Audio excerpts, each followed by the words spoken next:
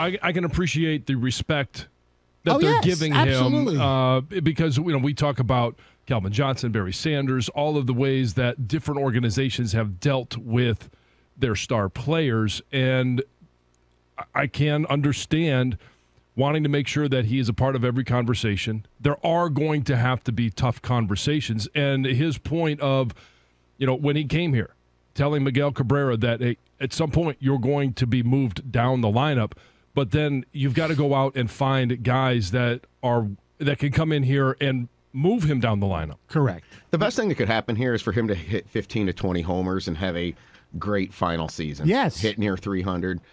A pool hole season? Yeah. Then it just takes all this out of it because he is a legend here. And with Stoney on records, I just think it's for him to hit in the middle of the lineup every day again next year. I think you're not trying to compete. However, these guys are in a very tough situation here. They do have to, everything that he's done. I asked Stoney in the break.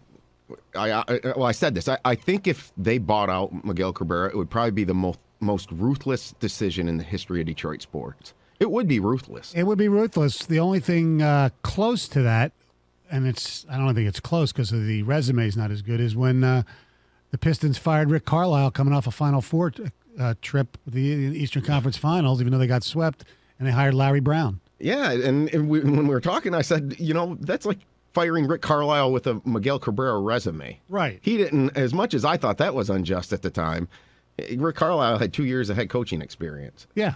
So, I don't know. I understand the situation. I just, from a fan perspective, it's if I see the same batter again next year, I don't want to go to the game.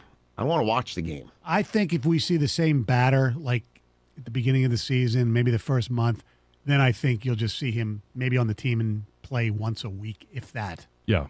Spread out. I mean, try and keep him as healthy as possible. Try and keep the bat active, but spread it out over, the length of the season. That's what I think they'll do because unless he decides on his own that he realizes he can't get it done. Because it's not even, the fact that he's lost his power with the knees.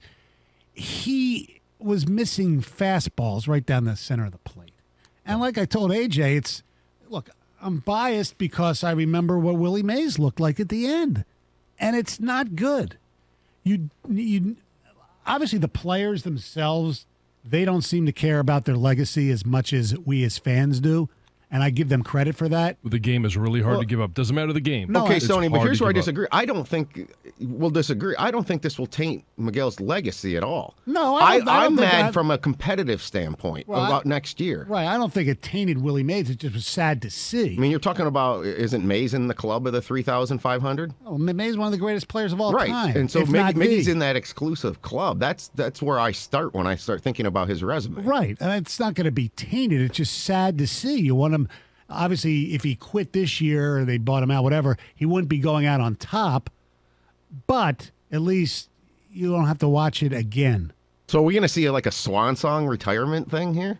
Like is Miggy going to be getting gifts and all that stuff? Well, if they announce, who knows? I assume it's going to be his last. It's going to be his last year here, unless he has some crazy renaissance. But yeah, I would like. Would you want to see him announce it before the season so he could get his accolades in every city that he goes to? Yeah, me too.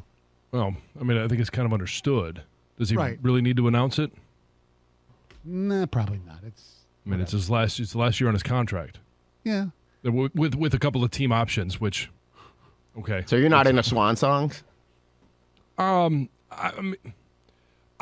do think that when he goes to ballparks, he will be honored and should be honored because of what he has meant to the game of baseball. But I don't necessarily know that he needs to come out and announce this is my final year. I think it's kind of understood. True. I get that, but it's semantics.